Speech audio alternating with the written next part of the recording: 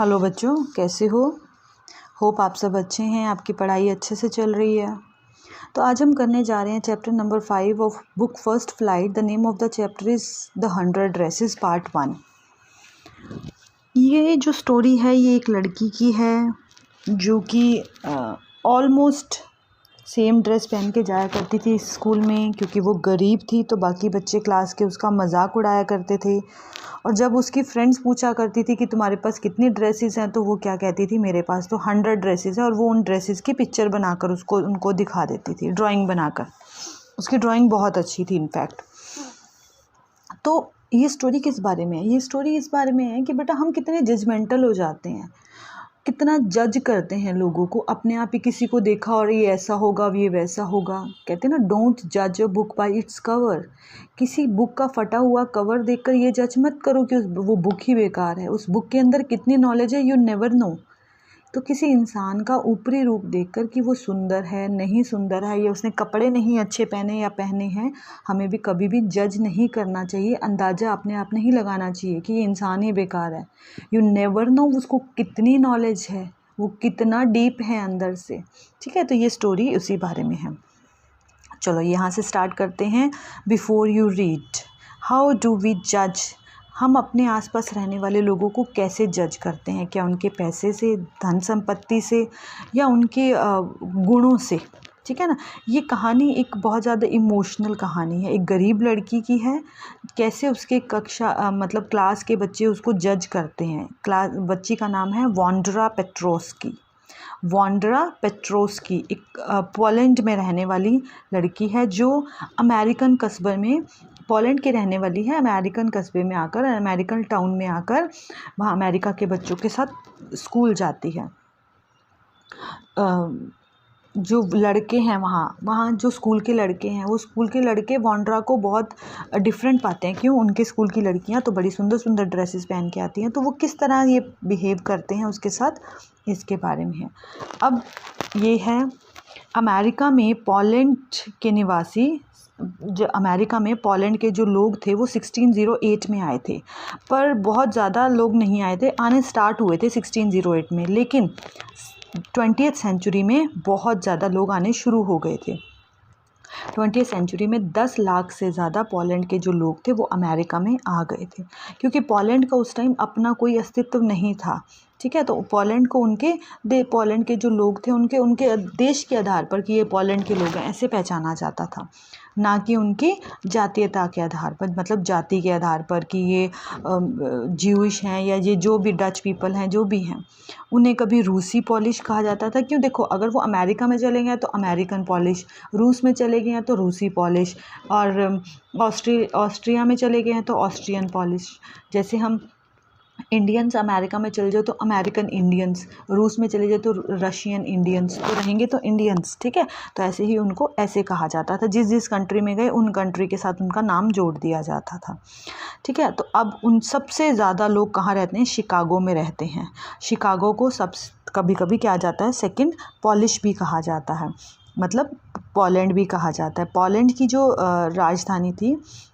राजधानी है वारसा, उसके बाद सबसे ज़्यादा पोलैंड के लोग कहाँ रहते हैं, पोलिश लोग कहाँ रहते हैं? शिकागो में रहते हैं। ठीक है, तो कभी भी इनके साथ भेदभाव ये सब होता रहता है, क्योंकि देखो, आप किसी कंट्री में दूसरी में जाओगे तो वहाँ तो ये चीज़ें होंगी ही होंगी। अब अमेरिका में 2000 में वो हुई थी, काउंटिंग हुई थी पॉपुलेशन की, तो वहाँ पर 6,67,414 अमेरिकन और पोलिश अमेरिकन या इससे ज़्यादा जो लोग हैं वो पोलिश के हैं। जो अमेरिका में लोग रहते हैं वो पोलैंड के लोग हैं। इतने 6,67,414 लोग तो पोलैंड के रहने वाले हैं। वो 1.4 लोग तो इंग्लिश के अलावा दूसरी लैंग्वेजेस में बोलते हैं। तो अब हम स्टार्ट करते हैं। Today Monday, Wanda Petronski. ठीक है, आज मंडे का दिन है। वॉन्डा पेट्रोस्की स्कूल नहीं गई थी, अपनी सीट पर नहीं बैठी थी। सारी लड़कियां जिन्होंने उसका मजाक उड़ाना पसंद किया था, किसी ने भी ध्यान नहीं दिया कि वेदर वॉन्डा इज़ प्रेजेंट और नॉट, आई है या नहीं आई है। तो वॉन्डा कहाँ बैठती थी? देखो, ये ध्यान से सुनना है एक एक चीज़, क्योंकि कहीं से भी कुछ भी आ सकता है, क्योंकि इस बार आपके मल्टीपल चॉइस MCQ क्वेश्चंस आएंगे। जो वांडा है वो कहाँ बैठती थी? रूम नंबर 13 की लास्ट लाइन में, लास्ट सीट से आगे बैठती, सेकंड लास्ट सीट पर बैठती थी। ठीक है, वो उसके कमरे में जहाँ वो बैठती थी ना, अच्छे अच्छे लड़के नहीं थे, वो गंदे गंदे लड़के थे जिनको अच्छे मार्क्स भी नहीं मिलते थे। तो वहाँ पर लास्ट में जहाँ वांडा बैठती थी, वहाँ बच्चे क्या करते थे, वो जो लड़के थे पैरों से आवाज़ें करते थे, रगड़ कर पैर को ज़मीन पर शोर करते थे, हंसते थे। जब भी कोई मजाक की बात करते तो बहुत ज़्यादा तेज तेज हंसते थे, और पूरे फर्श पर मिट्टी और धूल मिट्टी होती थी। ठीक है, वांडा नहीं बैठी हुई थी क्योंकि बहुत ज़्यादा शोरगुल था वहाँ पर, इसलिए वो बहुत शांत लड़की थी। वो कभी किसी को कुछ नहीं कहती थी, कभी किसी ने उसे ज़ोर से हंसते हुए नहीं सुना, बस वो हल्की सी मुस्कान दे देती थी अपने फेस से और चुप हो जाती थी। कोई भी सही से नहीं जानता था कि वो उस सीट पर क्यों बैठ गई, वहाँ पर लास्ट में क्यों बैठ गई। तो वह सारे रास्ते बॉगिन्स हाइट से, वो रहती कहाँ थी, मतलब उसका घर था बॉगिन्स हाइट में। ठीक है, ये पहाड़ी पर, ये थोड़ा सा ऊपर जाकर पहाड़ी पर था, जहाँ पर गरीब लोगों की बस्ती अलग से थी। तो बॉगिन्स हाइट से स्कूल पैदल चलकर आई थी। उसकी जो पैर थे मिट्टी में पूरे भरे हुए थे। हालांकि वांडा के बारे में कोई भी ज़्यादा सोचता नहीं था। वो आती थी चुपचाप कोने में कमरे में बैठ जाती थी। तो अब सबने, the time when they thought, जब बच्चों ने सोचना शुरू किया तो कि दोपहर का समय था, कि जब सब बच्चे स्कूल से घर आ रहे थे उस समय, तो उन सब बच्चे आपस में बातें कर रहे थे, और बातें करते आते हैं ना, छुट्टी होती है और हंसते हुए आते हैं, तब वो वांडा के बारे में सोच रहे थे। कभी कभी वो वांडा की वेट भी करते थे ताकि उसका मजाक उड़ाएं, हम बच्चे उसका मजाक बनाते थे, कभी उसके कपड़ों का, कभी उसकी चप्पलों का। तो नेक्स्ट डे जो ट्यूसडे था, आज भी वांडा क्लास में नहीं आई थी, तो आज भी किसी ने ध्यान नहीं दिया कि वांडा आई है नहीं आई है। पर अब जो डे आ गया वेंसडे को पैगी और मैडी, ठीक है, जो बहुत इंटेलिजेंट बच्चियां थी, वो दूसरे बैठी थी, वो वहाँ वो सामने बैठ गई। कहाँ पर? जो इंटेलिजेंट बच्चियां थी ना, उनके सामने बैठ गई। उन्होंने क्या ध्यान दिया कि वांडा आज भी नहीं आई है। जो पैगी थी वो सबसे सुंदर लड़की थी और सबसे फेवरेट लड़की थी पूरे स्कूल्स की, और उसके पास बहुत सारे अच्छे कपड़े थे, उसके बाल घुंघराले थे, कर्ली हेयर थे, और जो मैडी थी उसकी बेस्ट फ्रेंड थी। वांडा जो थी, पैगी और मैडी ने ध्यान दिया कि वांडा आज नहीं आई है, तो उन्होंने समझा कि शायद वांडा आज लेट आएगी। तो उन्होंने वांडा की बहुत तारीफ़ की, ठीक है ना, उसको वांडा की बहुत तारीफ़ की, ताकि उसको वो जब आए तो हम उसका मजाक उड़ाएं। और अभी भी नहीं आई थी, और वो हमेशा पैगी और मैडी, ठीक है, वांडा की वेट किया करती थी ताकि हम उसका मजाक उड़ाएं। वांडा पेट्रोस्की 13 नंबर कमरे में लड़कों के साथ बैठती थी। लड़कों के नाम वहाँ ऐसे नहीं थे, ठीक है, वहाँ कैसे थे, जैसे थॉमस, स्मिथ, एलन, एक लड़के का नाम बाउंस था, बिली बाउंस, ठीक है, और लोग उसका भी मजाक उड़ाते थे, और वांडा पेट्रोस्की का भी नाम का मजाक उड़ाते थे। तो बहुत ज़्यादा मजाक उड़ाते थे। वांडा को कोई फ्रेंड नहीं था, अकेली स्कूल आती थी, अकेली घर जाती थी, हमेशा गंदे से ब्लू कलर की एक ड्रेस पहनती थी।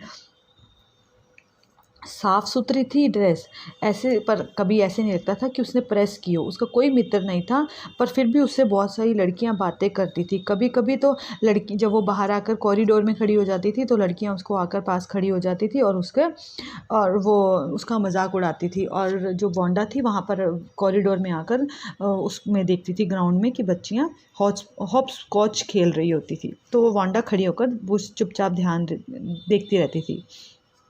पैगी आई बहुत आराम से, और कहती है वांडा ऐसे इतनी प्यार से बोली। वांडा कहती है, अभी वो, वांडा हमारे पास बताओ कि तुम्हारी कितनी ड्रेसेस हैं तुम्हारी अलमारी में। तो वांडा कहती 100।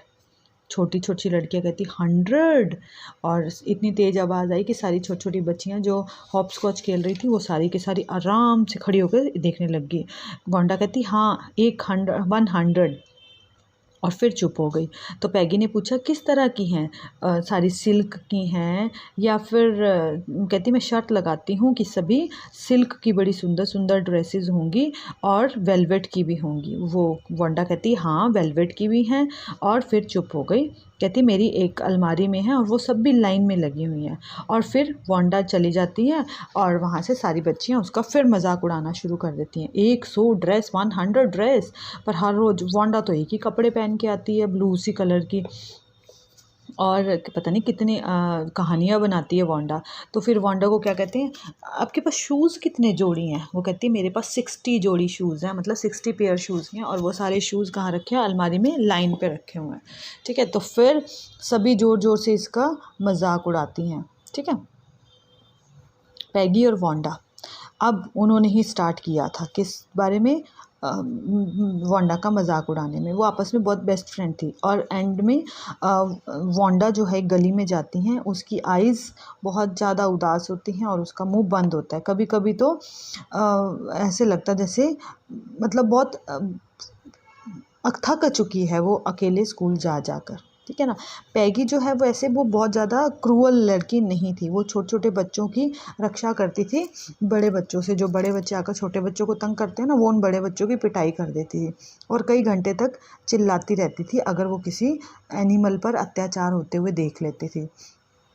तो जो लेकिन फिर एक दिन क्या हुआ कि बहुत हैरान होती कठोर लड़की क्यों कहती है कि आपके पास सैकड़ों ड्रेसेस हैं, कोई बता सकता है कि एक झूठ था?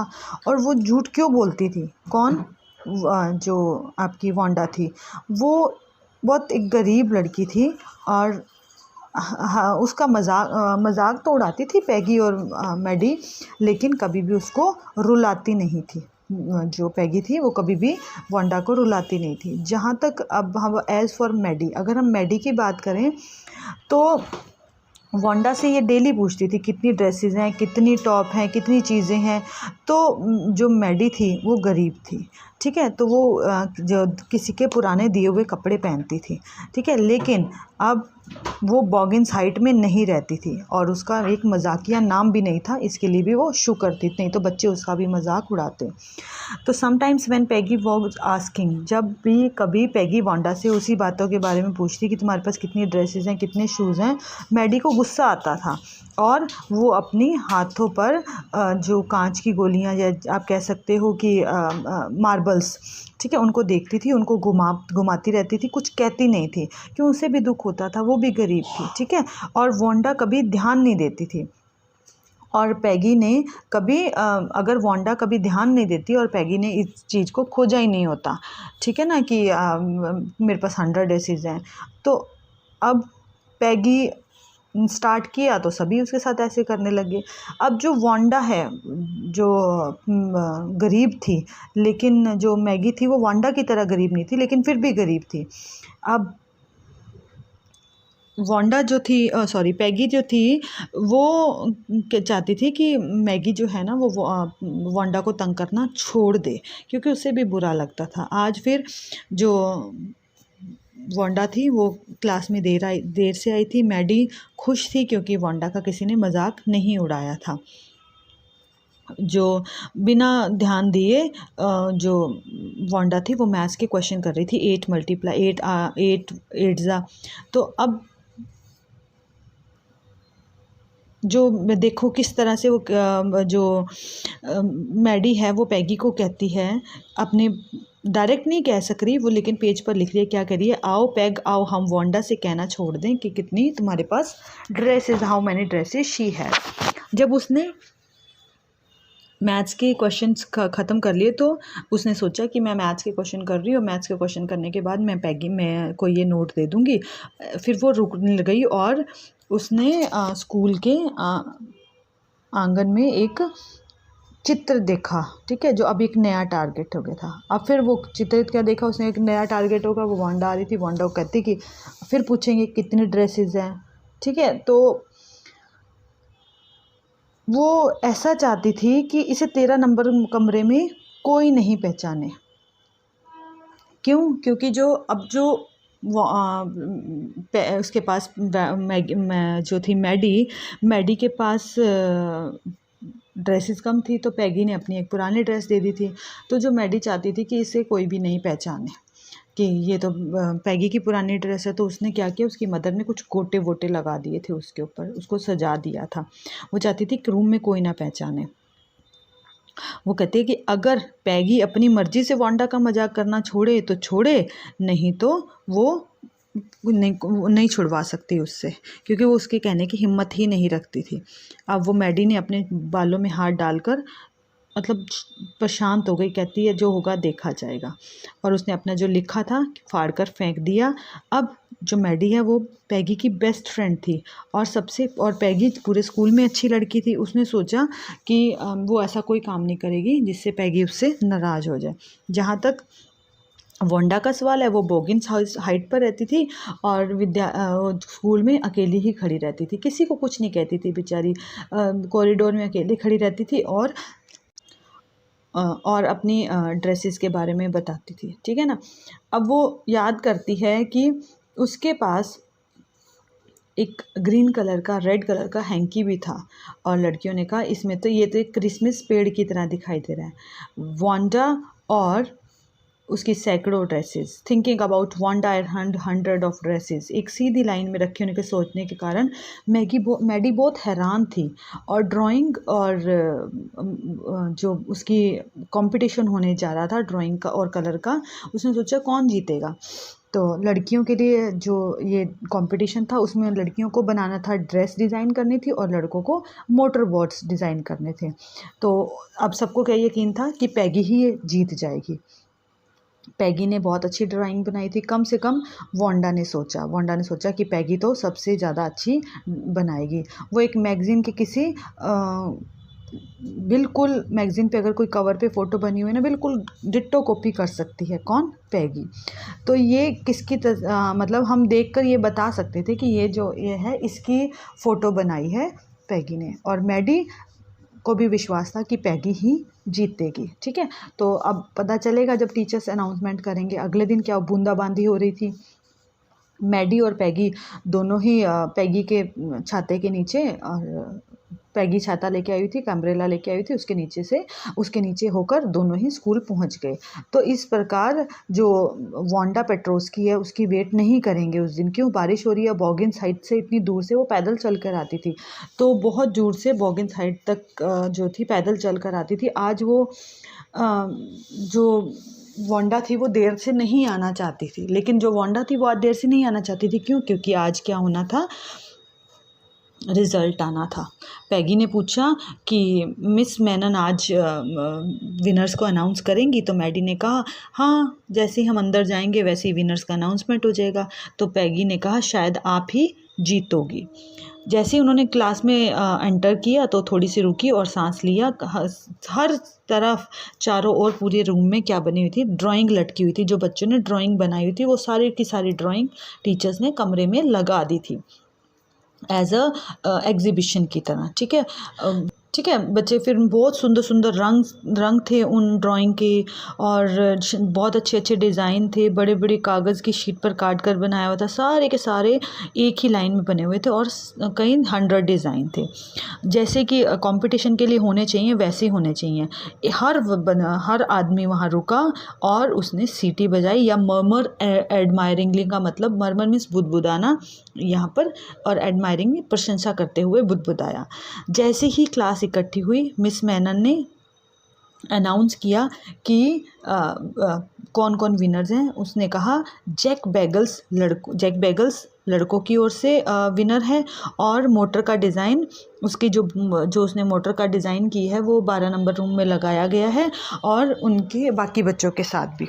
और उसने कहा, किसने? मिस मैनन ने, उनकी टीचर ने। जहाँ तक लड़कियों की बात है तो सबसे ज़्यादा एक या दो ही मतलब किसी ने एक पेंटिंग बनाई है, किसी ने 2 पेंटिंग बनाई है, बस एक ही लड़की है जिसने क्या करी है, 13 नंबर कमरे की एक लड़की है जिसने अकेले ने ही सैकड़ों मीन्स हंड्रेड्स ऑफ डिज़ाइन बना दी, और अलग अलग है, सुंदर सुंदर है। और सबकी यही राय है कि इसका हर एक डिज़ाइन जो है वो इनाम के लायक है। और I am very happy to say that कि वो लड़की कौन है, वांडा पेट्रोस्की। तो वांडा अब स्कूल में नहीं आ रही थी। तालियां सब सब तालियां बजा रहे थे, लेकिन उन तालियों को सुनने के लिए वांडा वहाँ नहीं थी, जो तालियां वांडा के लिए बज रही थी। तो वो टीचर कहती है चलो हम होप करते हैं कि वो कल से क्लास में आ जाएगी, आप सब आराम से जाके ड्राइंग देखिए और उसकी देखिए कितनी सुंदर सुंदर उसने ड्राइंग बनाई हुई है, उसकी ड्राइंग को देखिए आप। बच्चों ने ज़ोर से तालियां बजाई। जो बॉयज़ थे वो भी क्या कर रहे थे, ज़ोर ज़ोर से पैर फर्श पर मार रहे थे, क्योंकि लड़कों को तो बस मौका चाहिए कि हम कहाँ कुछ अपनी हुड़दंगबाजी दिखाएं। तो अब बच्चों ने कुछ लड़कों ने सीटियां भी बजाई। हालांकि लड़कों को उन ड्रेसेस में, उन पेंटिंग्स में कोई इंटरेस्ट नहीं था, उनको तो बस अपने मज़े करने थे, इसलिए वो सीटियां बजा रहे थे, तालियां बजा रहे थे, पैर मार रहे थे ज़ोर ज़ोर से। मैडी ने कहा देखो पैग, वहाँ एक ब्लू ड्रेस है जिसके बारे में मैगी हमें वांडा हमें बताया करती थी, और कितनी सुंदर है। पैगी ने कहा हाँ ग्रीन भी है, और मैंने सोचा कि मैं भी बना लूँगी।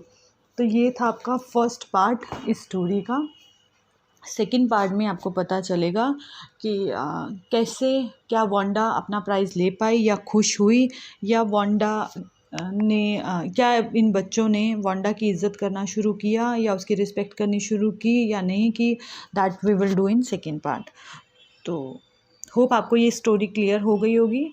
ठीक है बेटा, तो please like my video, share my video and subscribe my channel so that whenever I upload new video you can get notification.